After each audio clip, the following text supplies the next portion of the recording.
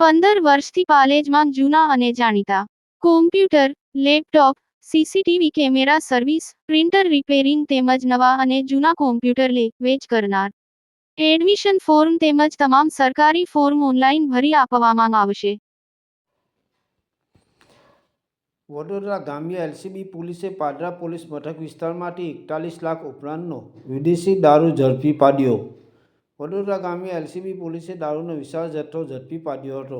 પ્રાપ્ત માહિતી અનુસાર વડોદરા ગ્રામ્ય LCB police team Padra police station વિસ્તારમાં પેટ્રોલિંગમાં હતી, જે દિલ્હી મુંબઈ એક્સપ્રેસ હાઈવે પર ભરૂચથી વડોદરા તરફના ટ્રેક ઉપર દરાપુરા પાટોદ બ્રિજ નજીક આવતા બાતમી મળી હતી કે એક આઈસરમાં ભારતીય બનાવટનો વિદેશી દારૂનો જથ્થો ભરેલો છે અને આ આઈસર હાલમાં દિલ્હી મુંબઈ એક્સપ્રેસ હાઈવે ઉપર ભરૂચથી વડોદરા તરફની ટ્રેક પર આવી રહી છે.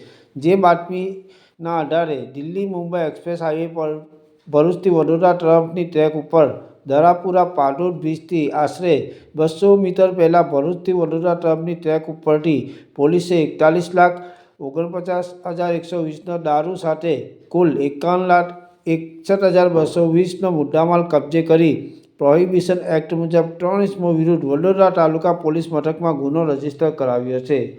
Bureau report, Palej times.